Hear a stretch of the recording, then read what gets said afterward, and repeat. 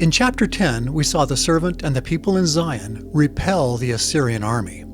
But here in chapter 13, the Assyrian king now makes a clarion call to reconstitute his army, that he may attack the whole world. In other words, because Zion is protected by priesthood power, the Assyrian will turn his army loose on Greater Babylon. We're nearing the end of the timeline now.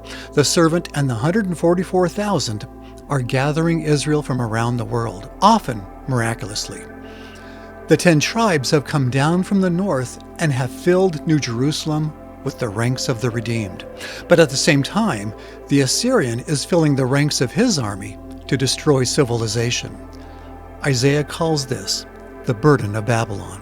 The word burden implies a message of doom, like a prison sentence. Anciently, Babylon was the capital of southern Mesopotamia, and its wickedness, which was legendary, now serves as a type of that wickedness that will exist in the last days. Just as that ancient city today is nothing more than ruins in central Iraq, so its spiritual counterpart in the last days will be destroyed in this final spasm of worldwide violence. Verse 2 says, "Lift ye up a banner upon the high mountain, exalt the voice unto them." Gilead and others translate high mountain as barren mountain or barren hilltop. And just 2 verses later, Isaiah parallels this barren mountain with kingdoms of nations. So the Assyrian king is raising a vast army from among the barren nations. And as Isaiah informs us, this army will be led by the Medes, who anciently were a people from what is now Iran. As we saw at the end of chapter 5, a wicked ensign was raising an army to invade the promised land. But now this same man raises a banner or an ensign to raise an even greater army, that he may destroy the nations of the earth.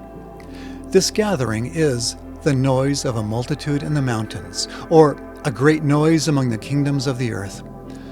But ultimately, who's doing all this?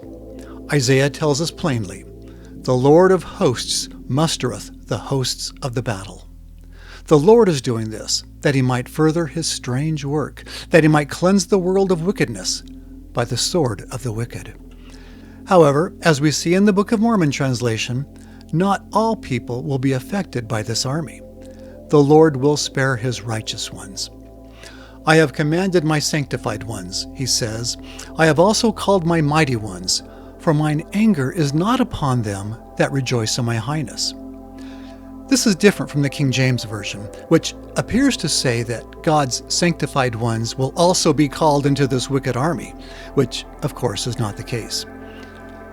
The Lord's anger is not upon his sanctified people, most of whom are now in Zion, for his sanctified people are the escaped of Israel. They've been taken away from the conflict, none considering that the righteous is taken away from the evil to come. So now new masses of soldiers are coming from a far country, from over the horizon. Many come from desert countries, for Isaiah says they are part of the burden of the desert. As whirlwinds in the south pass through, so it cometh from the desert, from a terrible land. This is the land of the treacherous dealer who dealeth treacherously, and the spoiler who spoileth. Go up, O Elam, besiege, O Medea. Yes, this is spiritual Medea, the Medes, who fight with such savagery that they won't even spare children. These vast armies have come to destroy the whole land. And all of this is just in the first 5 verses of chapter 13. Zion will be spared, but the rest of the world, all of Babylon, will suffer through warfare, destruction, and desolation such as the world has never known. But for us, that can wait until next time, when Isaiah reveals the horrors inflicted by a deranged people that cannot be defeated without priesthood power, or be bought off. But don't lose hope.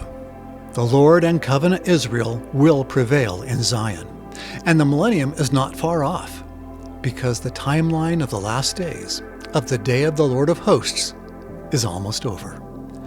I'm Curtis Taylor with the Words of Isaiah.